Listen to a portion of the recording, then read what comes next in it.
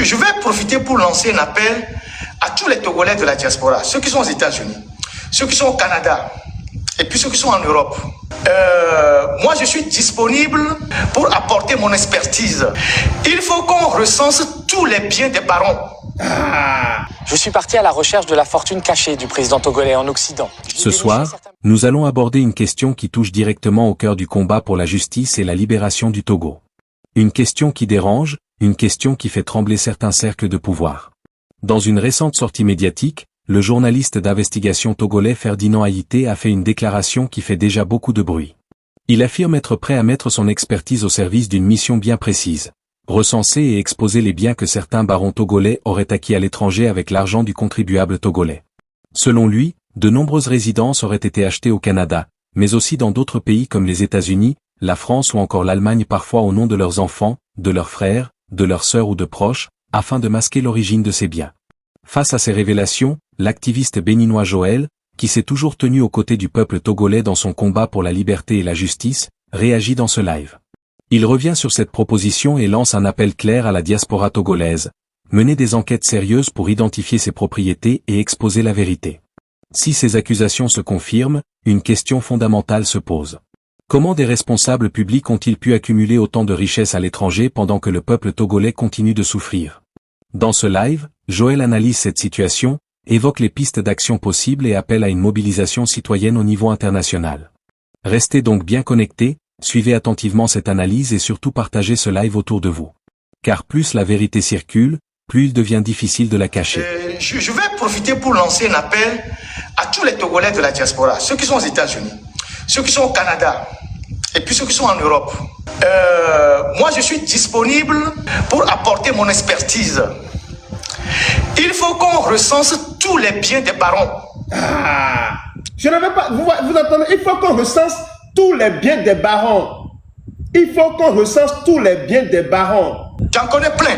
Il y a beaucoup de barons qui ont acheté beaucoup de résidences au Canada. Il faut qu'on les recense. Ils en ont acheté au nom de leurs enfants, certains en leur nom, certains au nom de leurs frères, certains au nom de leurs sœurs. Le Canada est le pays qui n'a pas une législation assez ferme. Donc ils en ont acheté plein. On va les recenser. Aux États-Unis, on va les recenser. En Europe, on va les recenser. Et on va commencer par mener de véritables actions contre ces gens-là. Parce que c'est l'argent du contribuable que les gens ont pris pour venir acheter ces résidences-là dans ces pays-là. Dans cette vidéo, je suis parti à la recherche de la fortune cachée du président togolais en Occident. J'ai déniché certains biens immobiliers appartenant à Faure Gnassingbé ou à ses proches, des millions et des millions d'euros de biens mal acquis aux États-Unis ou chez le protecteur de toujours, la France. Il règne sur ce petit pays d'Afrique de l'Ouest d'une main de fer depuis 2005. Faure Gnassingbé vient de changer la constitution pour ne plus se faire élire par le peuple, mais par des députés acquis à sa cause. Le Togo fait partie des 30 pays les plus appauvris du monde selon l'indice de développement humain de l'ONU. Le revenu moyen y est de 70 € par mois. Près d'un habitant sur deux n'a pas encore accès à l'électricité. Si la majorité des Togolais vivent chichement, la famille Gnassingbé s'en met plein les poches depuis plus d'un demi-siècle. Le clan au pouvoir a acquis un important patrimoine immobilier en France, que je vous révèle en partie aujourd'hui. Je me trouve d'ailleurs dans le 16e arrondissement de Paris, devant un hôtel particulier estimé à 10 millions d'euros et appartenant à l'État togolais. Mais le président Faure Gnassingbé a longtemps utilisé ce manoir comme une propriété privée. Après la mort de son président de père, il y a logé sa sœur aînée, Tina Gnassingbé. Sauf que Faure peut se montrer aussi dur avec sa famille qu'avec le peuple togolais. Au début des années 2010, il se brouille avec Tina et lui demande de quitter cet hôtel particulier. Sa sœur fait de la résistance. Alors, Faure lui coupe l'eau et l'électricité et lui fait envoyer des courriers incendiaires pour l'obliger à quitter la demeure. Depuis, cette villa appartient toujours à l'État togolais malgré les menaces de saisie. Sauf que la belle demeure est visiblement inoccupée depuis 11 ans. Il perd l'argent du pays des pauvres, des veuves et des enfants, des orphelins, l'argent des veuves et des orphelins pour aller s'acheter des maisons et ils affament le peuple. C'est-à-dire, ceux qui s'accrochent au pouvoir, franchement, ils sont, c'est-à-dire, c'est le diable incarné. Ils sont le diable incarné. Ceux qui s'accrochent au pouvoir à cause de leur ego démesuré, hein, c'est-à-dire, ils sont des dangers même de notre continent. Et Faure Gnassingbé, c'est un danger pour la sous-région. Ça appartient à l'État togolais. Oui, je sais. Il faut faire des travaux qu'on n'a jamais fait. D'accord. Il y a une dizaine d'années, ils étaient là. D'accord, c'était là. Ok. Ok, donc c'est squatté. Ah, non, non, non, on est journalistes, on travaille sur le patrimoine de l'État togolais et tout ça. Ici, voilà.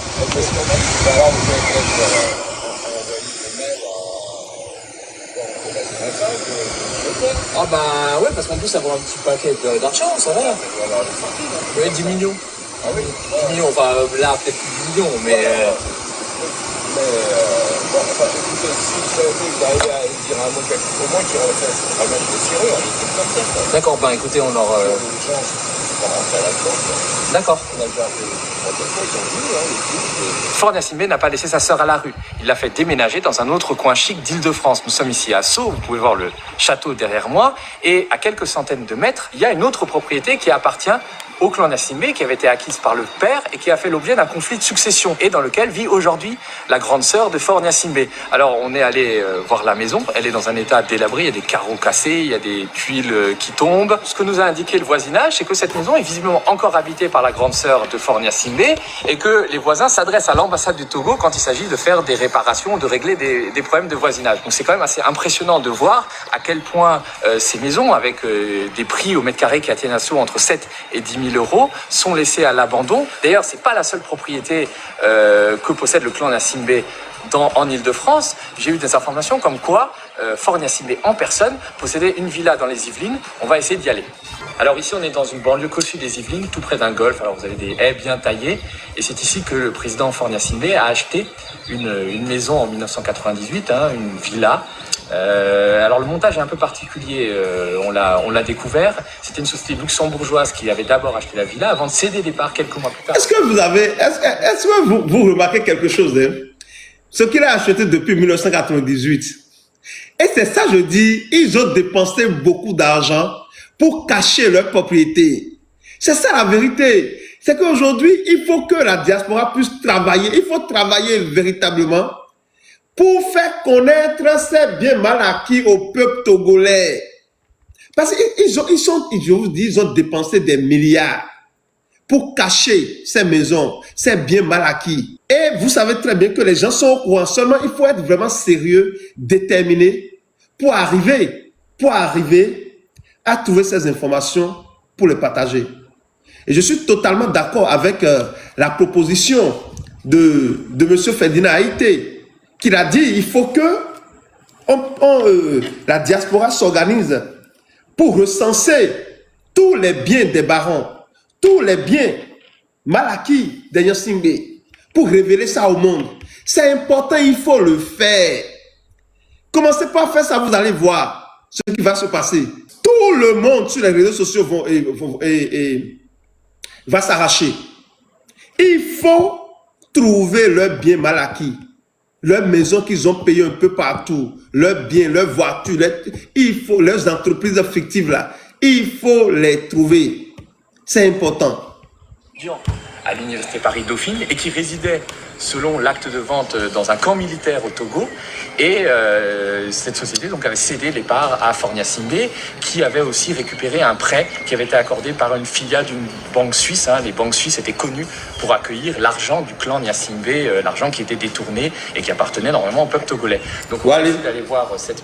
Les banques suisses gardent l'argent des Gnassingbé, l'argent qui appartient normalement au peuple togolais. Il faut faire ces enquêtes-là pour les révéler. Il faut les révéler sous le soleil. Chers amis, il faut le faire, c'est important. Maison qui appartient donc depuis 1998 au président togolais. Ah ouais, c'est quand même assez intéressant. C'est intéressant parce que ça a l'air complètement à l'abandon. La végétation, il y a des moucherons. On est dans une jungle luxuriante. Ah ouais, ça a l'air complètement abandonné. Il n'y a personne depuis des mois ou des années là-dedans. C'est-à-dire qu'ils ont tellement d'argent, les dictateurs africains ont tellement d'argent qu'ils se permettent de laisser des biens comme ça aussi chers abandonnés.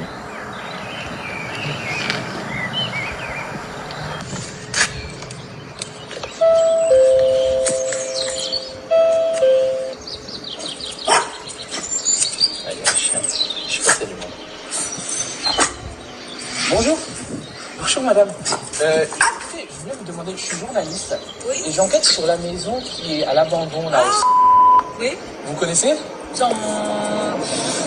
Bah, tout le monde en parle un peu. C'est la maison prise. C'est la maison président togolais.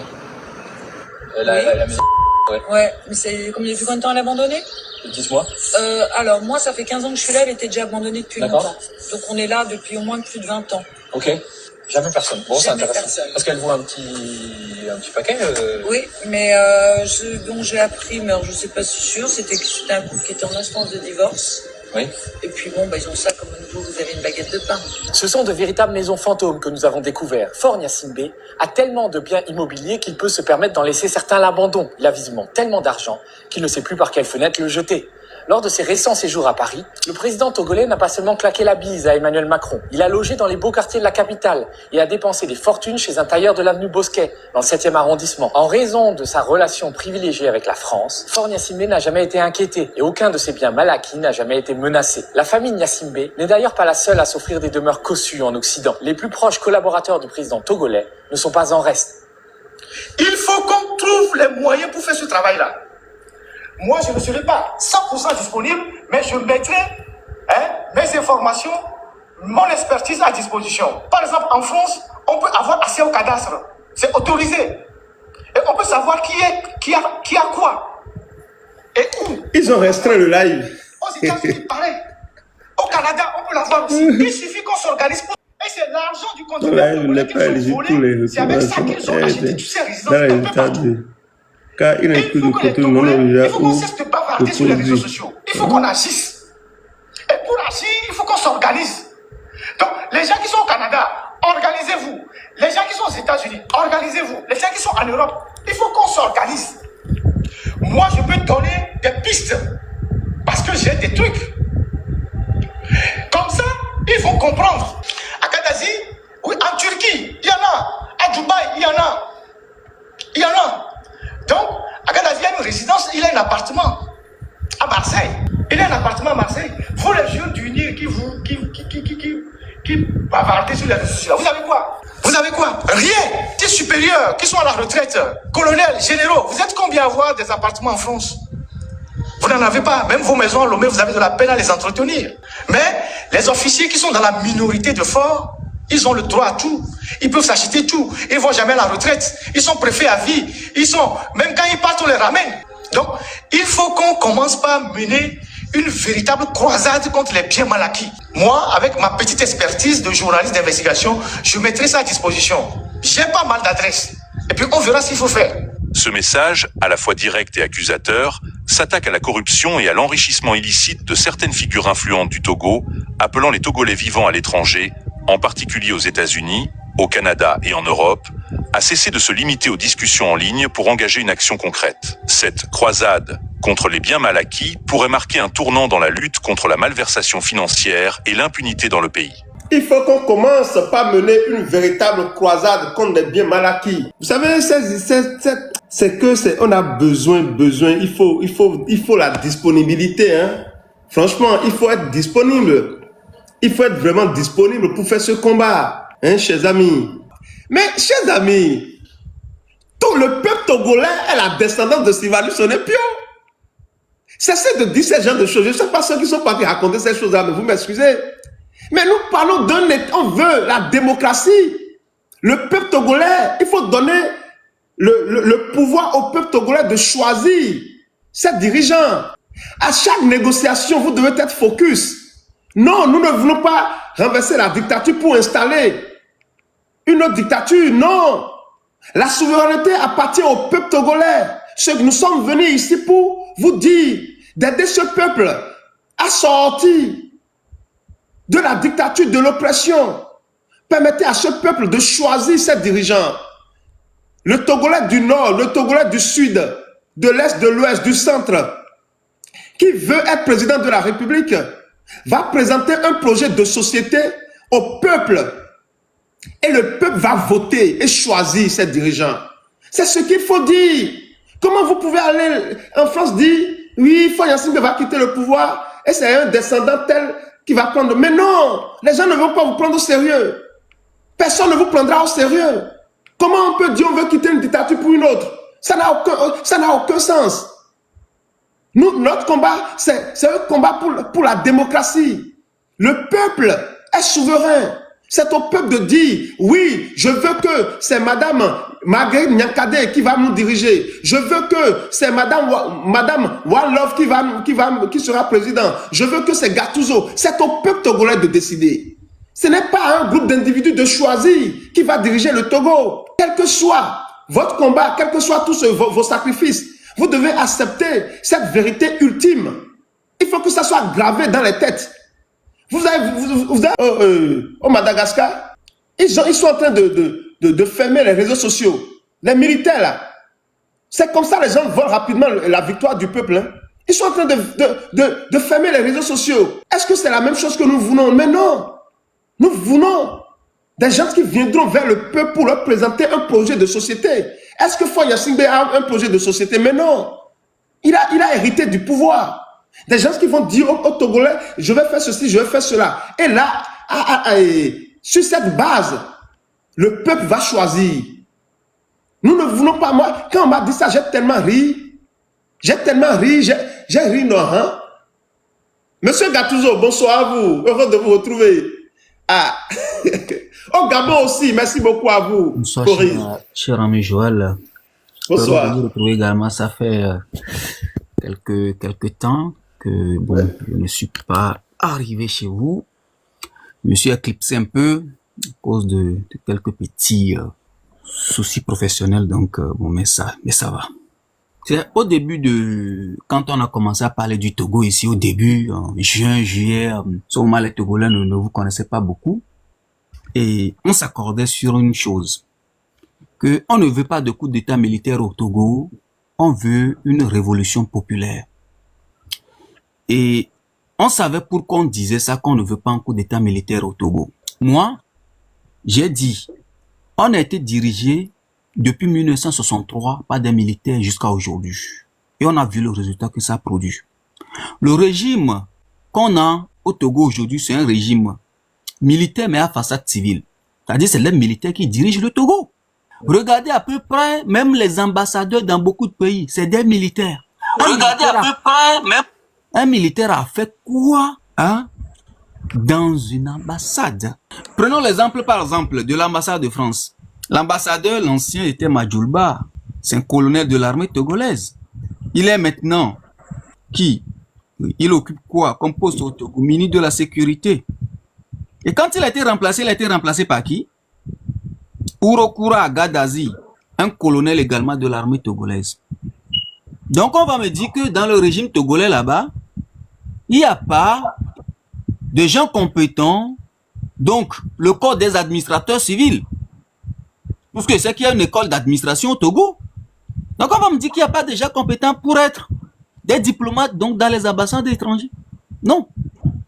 C'est des militaires. Donc c'est un régime militaire mais à façade civile. C'est-à-dire que c'est des gens qui se présentent comme des civils, les Faure Gnassingbé, consorts, ses ministres, mais c'est des militaires qui dirigent la plupart, tous les postes régaliens du Togo sont dans la main des forces armées. Tous les préfectures, pratiquement toutes les préfectures, sont dirigées par des militaires.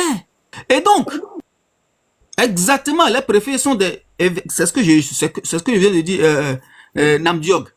Donc, quand on voit cela, moi, je l'ai toujours dit, bon, peut-être que je fais partie de la minorité qui dit que même une transition au Togo, ça ne sera jamais militaire pour moi. Je sais que je suis minoritaire sur ce point, mais je l'assume, je l'ai toujours dit. C'est-à-dire, même transition, s'il doit y avoir transition au Togo, jamais une transition militaire. Qui déjà les Togolais? Quand on fait les manifestations au Togo depuis juin là, qui sont ceux qui ont déjà des Togolais? C'est pas ceux-là là. C'est pas ceux-là là à la veille. Le lendemain plutôt de la mort de Jacques, du petit Jacques Koutoglo, le gouvernement sortit un communiqué pour féliciter les militaires pour leur professionnalisme. Le gouvernement togolais a sorti un communiqué pour féliciter les militaires togolais pour leur professionnalisme parce qu'ils ont bien géré les manifestations. Alors que on vient de nous annoncer qu'il y a au moins 6 morts. En gros, c'est quoi? On leur a donné l'ordre de faire le travail. Ils ont fait le travail. Ils ont été félicités pour cela. Donc, les militaires sont comptables de la situation catastrophique dans laquelle le Togo se retrouve. Je dis bien, les militaires togolais sont responsables de la situation catastrophique dans laquelle le Togo se retrouve aujourd'hui. En 2005, on a vu ceux qui sont venus devant les caméras pour nous présenter, pour nous imposer Faure Gnassingbe comme le nouveau président du Togo à la mort de son père. Alors qu'il y a une constitution dans ce pays qui prévoit celui qui doit diriger ce pays en cas de vacance du pouvoir. Le président de l'Assemblée nationale, à défaut, le vice-président, le premier, le deuxième, le troisième, le quatrième, le cinquième, sans respecter la constitution. Et également cette même constitution qui a prévu la sanction qui doit frapper ceux qui violent, ou bien ceux qui violeraient cette constitution. L'article 150, coup d'État, tout coup d'État est imprescriptible, est considéré comme un crime d'État. Réclusion criminelle à perpétuité. C'est l'article 150 de la Constitution togolaise qui le dit. En tout cas, la Constitution de 92. Mais quand on a une Constitution qui est là, qui est claire, si quelqu'un togolais, si un Togolais veut faire encore confiance aux militaires aujourd'hui, pourquoi quand Yadema était décédé, et Yadema est mort en 2005, pourquoi la loi fondamentale, le contrat social, c'est ce qu'on l'appelle, dans la sociologie, c'est le contrat social, la constitution d'un pays. Pourquoi la loi fondamentale n'a pas été respectée? Parce qu'il y a des gens qui ont des armes que l'argent du peuple leur a achetées. Et donc, ils pensent qu'ils sont plus forts que le peuple. Ils sont déçus du peuple. Et pourtant, c'est le peuple là, avec ces impôts, qui a permis qu'on leur donne cette arme. Et utiliser cette arme en retour pour nous massacrer. Et ils ont laissé la constitution de côté. Dans la constitution de 92, il n'est écrit nulle part que la dévolution de la succession, les acteurs impliqués dans cette dévolution, on n'a nulle part vu le nom, ou bien le nom d'un militaire togolais, ou bien le nom de cette institution, c'est une institution, donc le nom de cette institution n'est nulle part écrit dans le processus de dévolution du pouvoir. Dans le processus de dévolution du pouvoir, c'est les mêmes articles de cette constitution qui prévoient cette dévolution. Nulle part, dans cette constitution, il n'est nulle part mentionné cette institution qui est l'armée togolaise. L'article prévoit que voilà la manière dont les choses doivent se passer. Mais quand il y a des mecs décédés, les généraux Tidjani, Ayeva, Nanja et tout, c'est eux qu'on a vus à la télévision qui nous dit que voilà votre nouveau président. Est-ce que l'article 150 de la Constitution togolaise a été violé ou pas quand ils ont fait ça? Oui. Est-ce que les auteurs sont connus? Oui. Est-ce que les auteurs sont punis? Non, jusqu'à aujourd'hui. Et pourtant, cet article 150 de la Constitution dit que c'est un crime imprescriptible. Mais malgré ça, monsieur Gattuso, malgré ça, mais ils sont soutenus par Emmanuel Macron. Emmanuel Macron qui est un démocrate. Ce que lui ne peut pas faire chez lui en France, c'est ça il permet au Togo. C'est ça la vérité. Mais pourquoi il fait ça? Quand Sassou Nguesso devait modifier la constitution, Congolais il y a cela 7 ans, pour sauter encore le verrou présidentiel, bon, on a posé la question au président français. Il a dit, écoutez, nous, chez nous, ce n'est pas possible. Nous, on a modifié notre constitution à plusieurs reprises, mais personne ne touche à cet article parce que cet article est intouchable. Maintenant, si des gens dans leur pays, et imaginez-vous que c'est les juristes, les constitutionnels français qui viennent écrire les constitutions là. Mais quand ils écrivent là, en France là, pour modifier les constitutions là, il n'y a jamais eu ça. Hein. Mais c'est les mêmes qui viennent en Afrique et qui proposent ça à nos présidents. Mais comment? Ce n'est pas, c'est méchant. Et eux, là, ceux qui ne peuvent pas faire chez eux. Sur cette histoire donc de... Oui. Donc, je vais finir sur cette histoire de milliards rapidement en 1 minute. Et puis... Donc, pour vous dire, si on est dans cette situation aujourd'hui, c'est grâce à ces gens-là, à cette institution diabolique hein, qui est constituée des forces d'armée togolaises. Ils sont déjà impliqués hein, dans la misère des Togolais. 60 ans de misère, c'est eux qui sont les responsables. Donc, demain, le Togo chante pas une révolution populaire, C'est une transition civile, consensus entre toutes les forces vives de la nation. Les militaires, c'est les casernes. Ça, c'est leur endroit. Ils n'ont aucun rôle à jouer dans l'administration togolaise. D'ailleurs, ils sont recrutés pour défendre le peuple, non pour gouverner. Sauf si à un moment donné, on a changé le rôle des militaires togolais. Je dis bien. Un jour, bon, voilà, Ferdinand disait la même chose. Je disais à mes amis, non, je ne suis pas d'accord qu'à un moment donné, je dis bien, oui, bon, je sais que c'est l'opinion majoritaire, mais moi, ce n'est pas parce que je ne suis pas d'accord, moi, je ne vais jamais accepter. C'est vrai même que je n'ai pas de pour. Mais quand on me demandera mon avis, je dis bien, non. Ces gens-là ont failli, et donc on ne leur fera plus confiance pour qu'ils puissent encore diriger une quelconque transition. Ils ont quel pouvoir? Si ce n'est pas le peuple qui leur a donné des armes, pourquoi on trouve qu'ils sont supérieurs aux autres et que c'est eux qui doivent faire régner l'ordre? Non. L'ordre, dans un pays, c'est le peuple qui impose l'ordre. Ce n'est pas les armes qui imposent l'ordre, c'est le peuple qui impose l'ordre. Et donc, ceux qui pensent que c'est parce que c'est des militaires, eux, que quand eux tapent le poing, si les militaires sont vraiment de bonnes personnes et qui tapent vraiment le poing sur la table, le Togo ne serait pas dans cette misère-là. Et donc, pourquoi on va dire que ceux-là, ils font régner l'ordre, donc c'est forcément, c'est à eux qu'on va donner le rôle parce que eux peuvent... Mais écoutez, ils ont déjà échoué et les gens pensent qu'encore, c'est eux qui seront la solution demain. Écoutez. Jamais. Donc, je termine avec cette histoire. Ils sont comptables de la situation du Togo. Un militaire ne dirigera pas le Togo à la chute de Faure Gnassingbé. Il faut que ça soit clair pour les Togolais. Si les Togolais ne veulent pas tomber dans les pièges de tout ce qu'on voit aujourd'hui dans l'AES et partout au Madagascar et au Gabon et tout. Voilà. Ils deviendront tous, ils vont encore les élections, ils deviendront des présidents. On les connaît. Si vous permettez encore ça, ça fait votre affaire. Moi, je sais que on n'est pas nombreux à prendre cette position, mais voilà, je maintiens. One Love, motion, ouais, vas-y. Et puis après, je viendrai sur l'histoire de Macron, là. Oui, merci beaucoup, Gattuso. Ok, merci beaucoup. Merci à tout le monde.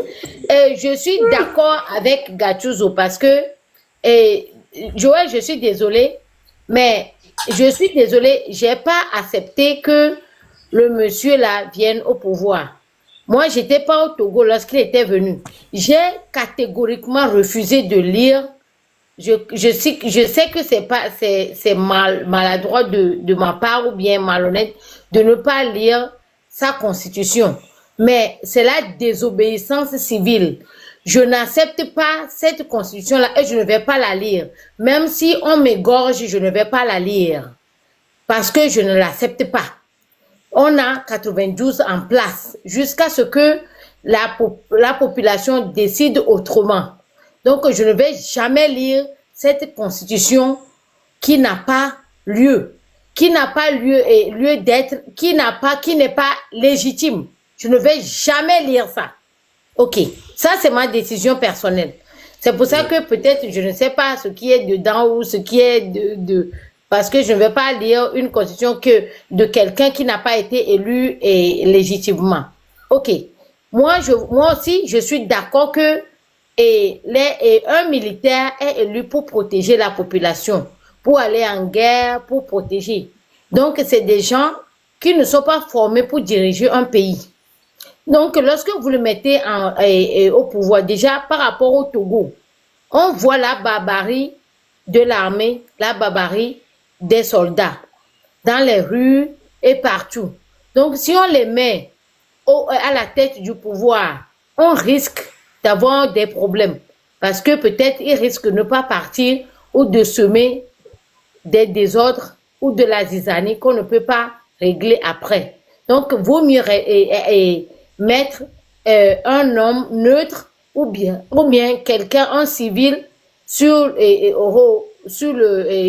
à la place de l'autre président là pour faire les transitions, pour pouvoir installer ou assurer la stabilité du Togo. Parce que sinon, si on met un militaire, les militaires sont formés pour faire la guerre ou en fait, c'est pas pour la violence, mais en fait, c'est des gens qui sont formés pour protéger la population et non pas pour régner. Donc, c'est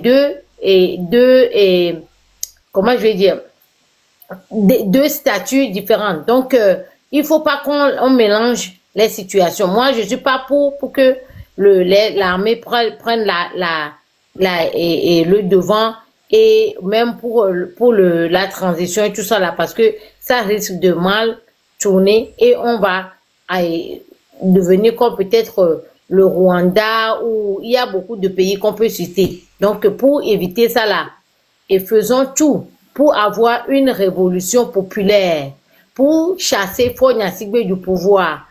Tout le monde dénonce, du Togo, du Bénin et du Ghana, partout, on dénonce. Même, il y a des gens de la Côte d'Ivoire ou des gens honnêtes du Burkina qui dénoncent le Togo. Et on continue toujours jusqu'à l'éveil total de notre population, et on va tous se mettre comme des patriotes pour libérer notre pays, notre nation. Et on l'a fait tout seul. Parce que sinon, si on invite l'armée là qui est en train de nous dire aujourd'hui, de dire à tout le monde, de veiller notre population, ils ne sont pas prêts. Ils ont besoin d'éducation. Ils ont besoin de formation. Parce que pour eux maintenant, ils sont en train de servir le pouvoir en place. Pour eux, il faut mourir pour Faure Gnassingbé.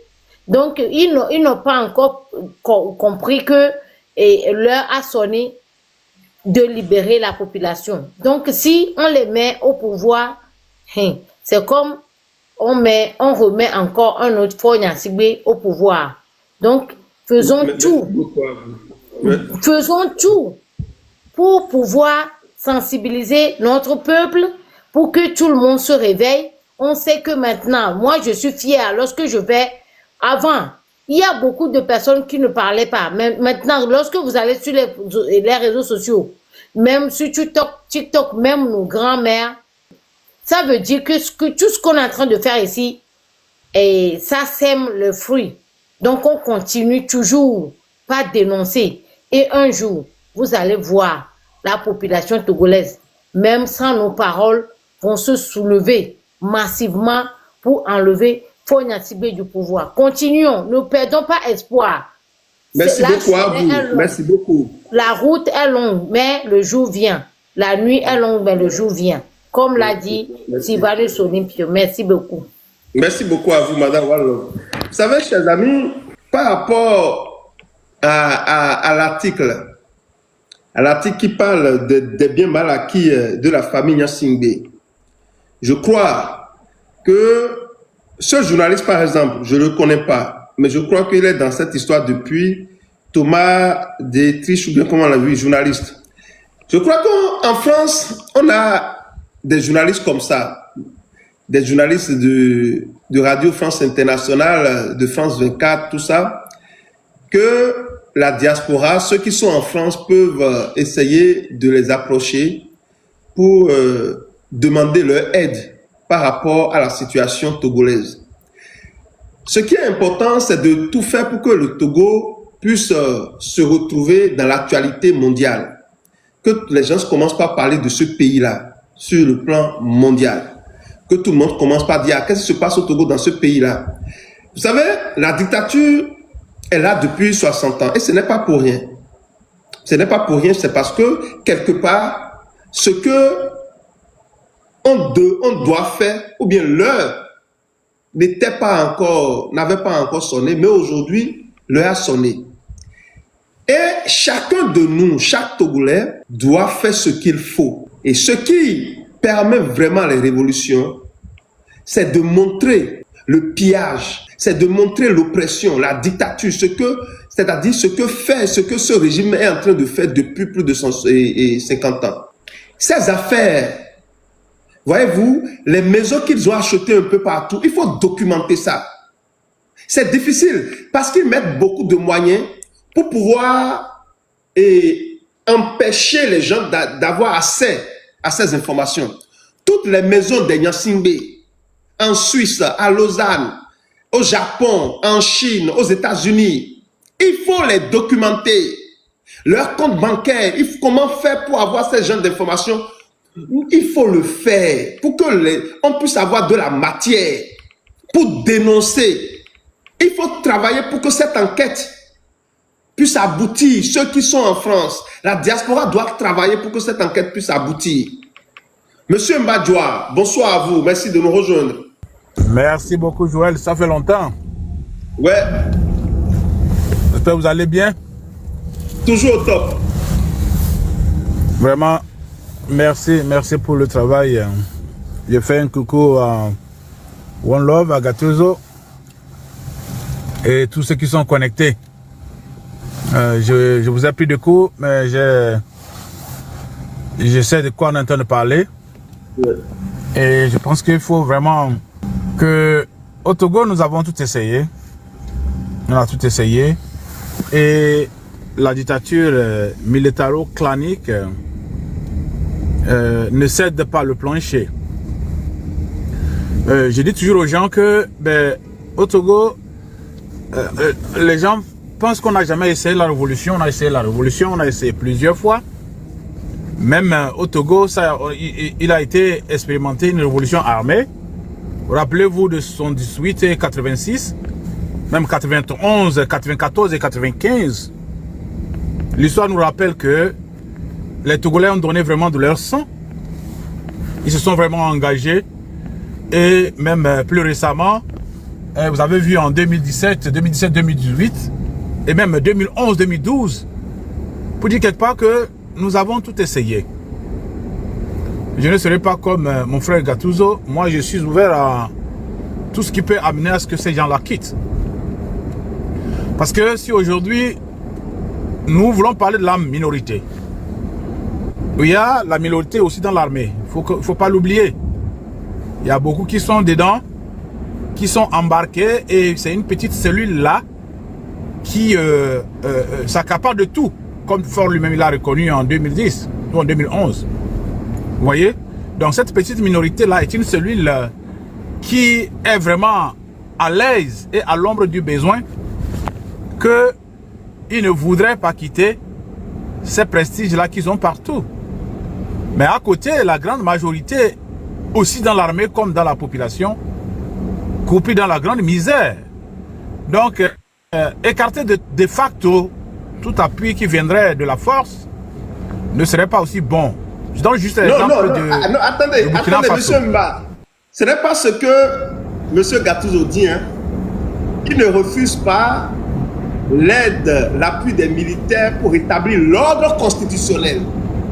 C'est-à-dire ce que la différence ici, on parle de rétablissement de l'ordre constitutionnel. Et non que le militaire va prendre le pouvoir et diriger. Non, je suis en train d'expliquer. Vous m'avez coupé le truc. Je voulais même juste donner l'exemple de Burkina Faso. L'exemple du Burkina Faso. Vous vous rappelez du colonel Zida au Burkina Faso? Quand la population s'est levée en 2014, il aurait fallu un certain colonel Zida pour refuser d'accomplir la tâche de réprimer qui lui a été confiée par Blaise. Et vous avez vu quand, comment on l'appelle là, le régime de Blaise a fui, les militaires étaient là à la transition, ils ont fait leur temps, un temps vraiment très court, ils sont partis. Oui, mais il n'était pas président après tout. C'était Kanfando, le président, lui, il était président. Non, c'est ce qu'ils sont en train de, c'est ce qu'ils sont en train de te dire. Il faut que ça arrive. Mais quand on exclut, ben on dit non, ils ne vont jamais être transiger. Moi aussi, je suis réfractaire à tout ce qui est coup d'État. Mais moi, je dis à des coups d'État salutaires. Si ça peut arriver au Togo, il faut qu'on en rêve. Parce que là, on est fatigué, quoi. Il y en aura jamais, vous le savez. Il faut jamais dire jamais. Moi, je vous dis qu'il y en aura jamais. Mais qui ne sait pas, un Togolais qui est né même aujourd'hui sait qu'il n'y aura jamais coup d'État au Togo. On le sait tous. Non, comment tu le sais? Je le sais, c'est eux qui nous tuent. Parce que ce sont les militaires qui sont au pouvoir. Tu ne le sais pas mieux que moi. Mais les militaires, déjà, ce sont les militaires qui sont au pouvoir, dont le pouvoir va changer de main. Alors que ça, il n'y aura jamais, il n'y aura jamais de coup d'État militaire au Togo. Nous ne parlons pas de la même chose. Nous ne parlons pas de la même chose. Vous pensez que les militaires qui sont au pouvoir, au Togo étaient plus durs que les militaires qui étaient au pouvoir en Égypte, en Tunisie? Même au Ghana à côté, Loris, il a fait un coup d'État, il a fait le boulot, et le Ghana est ce qu'il est aujourd'hui. Mais monsieur Djoua, c'est votre droit le plus absolu d'attendre que les militaires fassent coup d'État. Mais en attendant, moi, je ne compte pas sur eux, quoi. C'est ce que je veux dire, c'est tout. Ça ne va jamais. Mais moi, j'ai dit jamais, c'est mon droit de dire jamais. Ça ne va jamais arriver. Quand j'analyse de la situation, c'est mon droit de dire jamais. Maintenant, vous aussi, vous avez le droit de penser autre chose. Ce n'est pas un droit. Moi, je dis jamais, il y en aura. C'est mon avis. Ce n'est pas un droit. Mais ce n'est pas un droit. C'est ton avis, mais ce n'est pas un droit. Maintenant à ma place. Voilà, parlons français. Non, c'est ton avis, mais tu dis que c'est le droit, là, c'est pas un droit. Mais je dis c'est mon droit de dire qu'il y aura jamais de coup d'État au Togo. J'avais la parole. Respectons-nous, j'avais la parole, je finis de vous parler. C'est ma parole. Attendez s'il vous plaît, attendez s'il vous plaît. On n'est pas venu ici pour faire la police de la pensée, c'est moi mon avis. Nous disons tous la même chose. J'avais la parole. Oui, la parole ou pas? Absolument, monsieur Mbadjoua, absolument. Monsieur Mbadjoua. Il a parlé, j'ai donné mon point de vue. Je ne dis pas donnez votre point de vue, ne parlez pas de ce que moi je dis. D'accord? Je n'ai pas parlé de ce que... C'est ça le débat. Vous donnez votre point de vue et vous ne parlez pas de moi, mon avis. Tu parles pas de toi seul. On parle pas. Ça, c'est l'enfantillage, ça, Joël. Tu donnes pas un point de vue, tu dis que personne ne doit rien dire sur ça. Où sommes-nous? Ça arrive, s'il vous plaît. Ne vous fâchez pas pour ça. Tu donnes ton point de vue et puis moi je vais venir. Je vais donner un autre point de vue. Il commence par se fâcher. Moi je ne suis pas fâché. Je suis fâché là. Je crois qu'il va descendre. Parce que moi je ne peux pas me fâcher. Monsieur va aller au bout de ses idées, s'il vous plaît. Ça c'est l'enfantillage, ça. Ça c'est l'enfantillage, ça. Tu vas arrêter de raconter ça. Sinon, si tu veux, non, monsieur Gattuso. D'accord, puisque depuis je ne vous ai pas invectivé. J'ai juste dit que c'est mon droit et que voilà, c'est ce que je vous ai dit. Joël, je ne vous ai pas manqué de respect. Maintenant, si vous voulez me manquer de respect, vous dites que c'est un frontière, je vais commencer par vous insulter comme, bon voilà, vous voulez. Allons-y, insulte-moi. Non. S'il vous plaît, chers amis, s'il vous plaît. Permettez-moi de diriger le débat, s'il vous plaît. Lorsque quelqu'un prend la parole, laissez la personne, même si ce que la personne dit, vous n'êtes pas d'accord, écoutons la personne. Lorsque la personne va finir, nous allons faire des motions, nous allons donner notre avis. C'est simple. Nous sommes nous disons la même chose et nous allons nous battre pour ça. Il faut, à un moment donné, il faut que nous puissions faire taire nos égos. C'est normal. Il faut que nous puissions travailler pour faire taire nos égos. Si dans notre discussion, alors que nous sommes ensemble, nous sommes dans le même camp, nous ne pouvons pas faire taire nos égos, c'est vraiment, c'est dommage. Nous devons faire taire nos égos. C'est important, chers amis. C'est important ce que nous disons. Et vous voyez, lorsqu'on est dans un débat, il peut arriver des situations comme ça où on ne va pas se comprendre. Ce n'est pas grave. On va essayer de donner, nous allons essayer de voir dans l'histoire autour de nous, dans quel pays, ce que nous disons, ça s'est passé et ça a donné un meilleur résultat. Nous allons nous baser sur l'expérience des autres pour voir ce que nous sommes, pour défendre notre opinion. Et c'est pour cela que lorsqu'on voit le nombre de coups d'État qui a eu lieu en Afrique, et combien a donné de résultats, il n'est pas question, moi je fais toujours la différence entre un coup d'État et le rétablissement de l'ordre constitutionnel. C'est-à-dire, lorsque un groupe d'individus s'accapare du pouvoir d'État et que des militaires qui sont des vrais militaires pour leur pays, les chargent du pouvoir pour rétablir l'ordre. C'est-à-dire, ils prennent le pouvoir non pas pour devenir des présidents ou des dirigeants, mais pour dire non, c'est fini. Ça, il faut s'abstenir à ce que dit la loi fondamentale. Vous voyez, c'est que nous n'avons pas encore cette culture. C'est que l'Afrique n'a pas encore cette culture, où nous en avons, mais c'est peu. C'est que lorsque un individu de mauvaise foi prend le pouvoir et veut s'accrocher, on lui dit non. Il faut respecter la Constitution. Tu ne viendras pas dire il faut respecter la Constitution et toi-même tu vas prendre le pouvoir et dire oui, nous sommes dans une révolution. Ça, moi, je suis contre ça.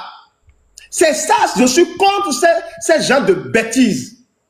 Je suis d'accord pour qu'un militaire demain puisse déposer Faure Gnassingbé. Mais il faut que ce militaire puisse donner la souveraineté du peuple togolais au peuple togolais.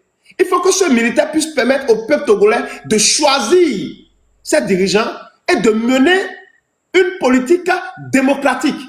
Au fait, c'est ce que nous disons, je crois que c'est la position de M. Gattuso.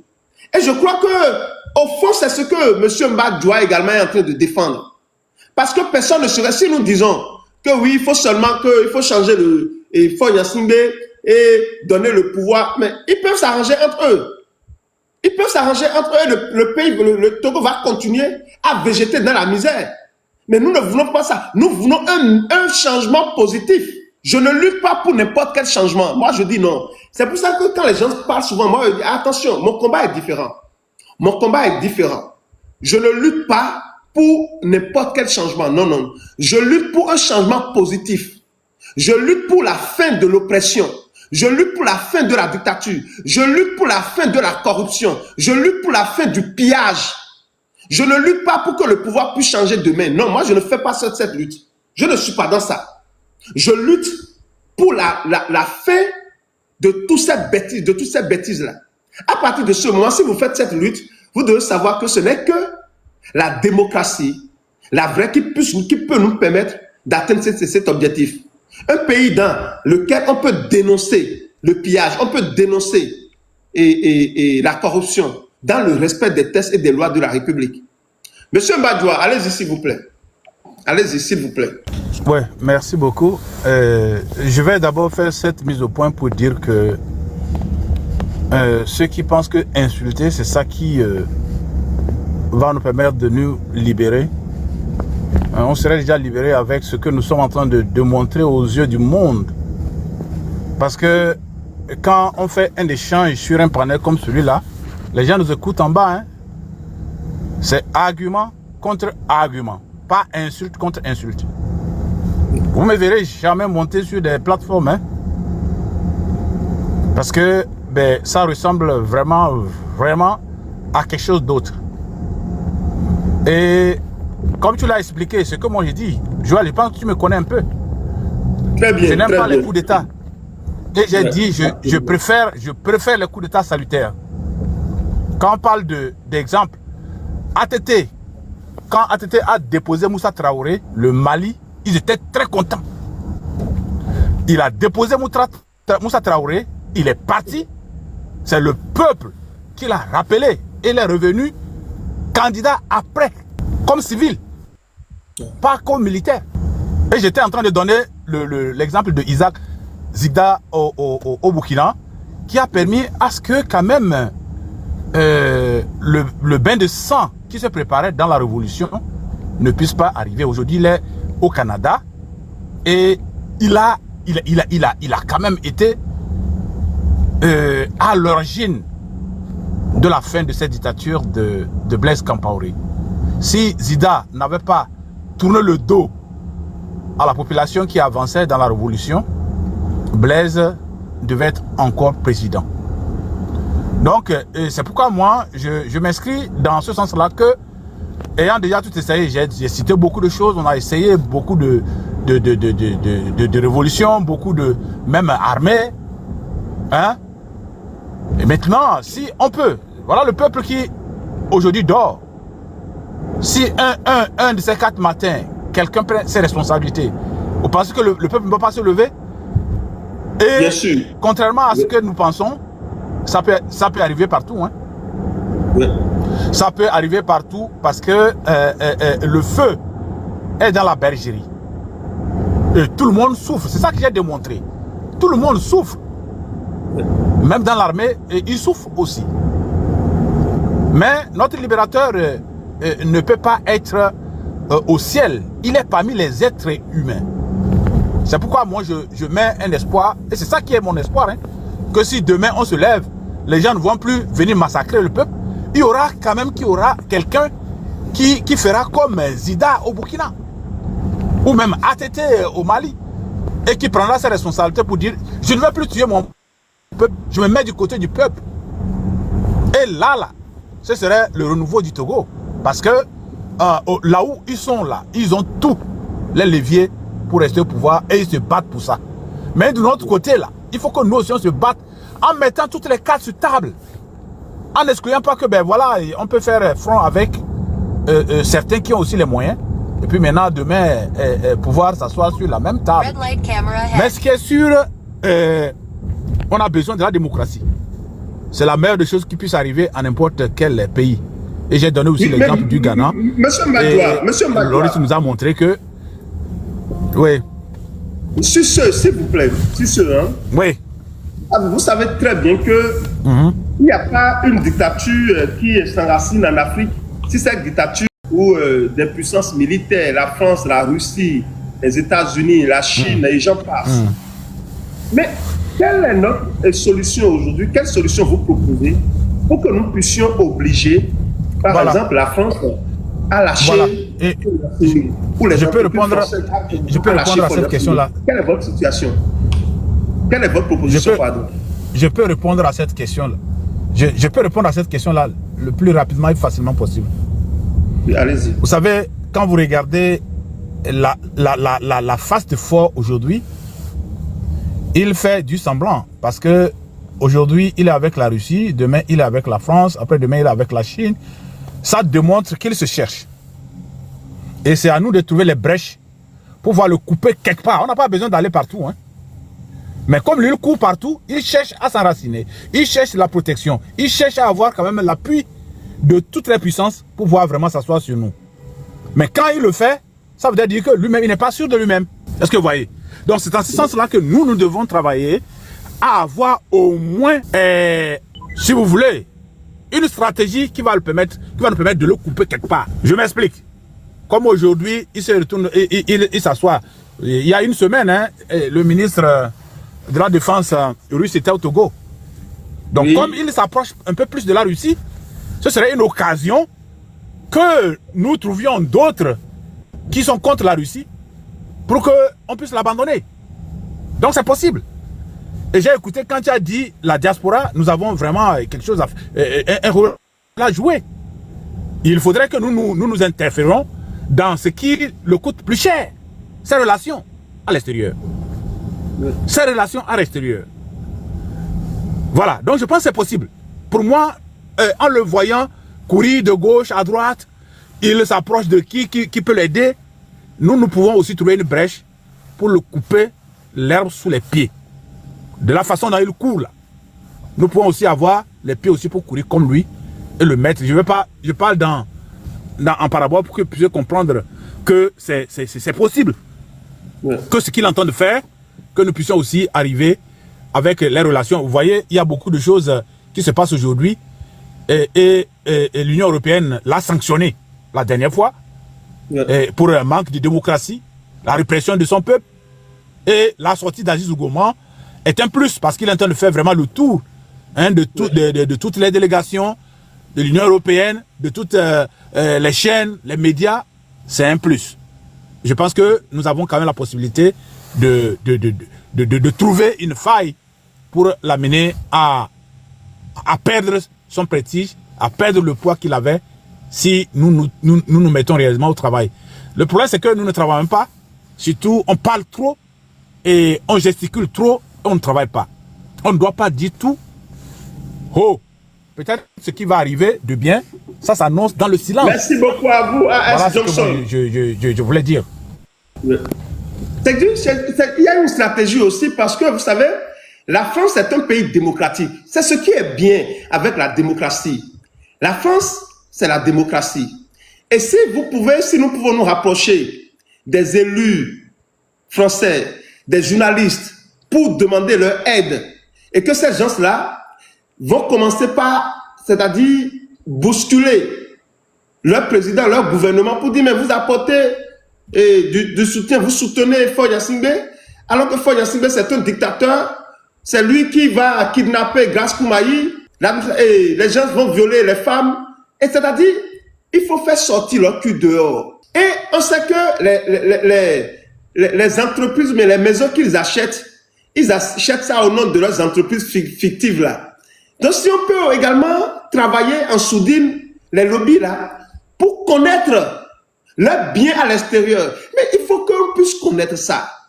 Il faut connaître leurs biens à l'extérieur avec précision, avec des photos, avec des images, pour dénoncer. Est-ce que, M. Mbadjoua, je sais que vous n'êtes pas n'importe qui dans la diaspora. Est-ce qu'au moins dans vos discussions, dans vos réunions, vous parlez de ces choses-là? Comment faire sortir les dossiers, c'est-à-dire leurs maisons, les biens qu'ils ont à l'extérieur? Comment on peut les trouver, leurs entreprises fictives là, et les vilipender sur les réseaux sociaux? Est-ce que vous en parlez pendant vos réunions, M. Mbadjoua? Bien sûr, bien sûr, bien sûr, bien sûr, nous en parlons. Et puis, vraiment, nous sommes vraiment en train d'étudier vraiment ces dossiers-là depuis longtemps. Et je pense que, comme je l'ai dit, nous allons trouver une brèche pour mettre tout à nu, pour que le loup, parce que c'est très important. Et comme tu l'as dit, nous savons ce qu'il craint le plus. Et quand on sait qu'il craint de perdre son pouvoir, et il négocie à coups de milliards avec toutes les puissances, nous, on pourra trouver un moyen quand même pour le couper l'herbe sous les pieds. C'est-à-dire que ce qu'il fait exactement, nous, on n'a pas les milliards à offrir, mais nous pouvons quand même offrir notre bonne foi et, comme tu l'as dit, notre envie de souffler la liberté et la démocratie. Et tu as cité tout à l'heure la France. Ce n'est pas seulement la France. J'ai déjà cité l'Union européenne qui a pris des sanctions contre le Togo, qui est traité comme un État voyou, où il y a manque de tout. Liberté d'expression, liberté de presse, tout est en volo. Donc aujourd'hui, on ne peine même plus à expliquer à qui que ce soit qu'au Togo, il se passe beaucoup de choses d'incorrectes et qu'il faille vraiment sévir. Et c'est tout ce que nous sommes en train de faire pour quand même amener la majorité à prendre fait et cause pour le peuple togolais. Parce que ce qui est important, c'est de savoir qu'on est soutenu et qu'on peut compter sur quelques-uns pour amener au moins un petit souffle au peuple togolais. Compte sur moi, nous sommes... je ne peux pas tout détailler ici, mais je sais que vous savez que il y a beaucoup de choses qui se font à la diaspora. Il y a beaucoup de choses qui se font à la diaspora. Il y a beaucoup de travail se fait. Et comme je l'ai dit tantôt, la sortie et l'arrivée de Aziz Goma est un plus. Parce que lui, là, 8 ans dans la geôle, là, avec les traces qu'il a sur son corps, c'est des signes qui ne vont plus tromper. On pourra l'utiliser et demain, je pense qu'il pourra se retrouver en difficulté. Nous sommes même en train de nous préparer pour porter une plainte avec Aziz au nom de tous les prisonniers, au nom de tous ceux qui sont opprimés, pour qu'ils puissent sentir le coup aussi à leur tour. Parce que c'est très important. Aujourd'hui, les gens qui ont été maltraités et qui ont des séquelles à vie sur leur corps, ce ne sont que des preuves pour amener ce régime-là à répondre de leurs actes aujourd'hui ou demain. C'est pourquoi nous sommes en train de travailler sérieusement sur ces dossiers-là. Voilà. C'est ce que je peux dire pour dire que quelque part le travail se fait.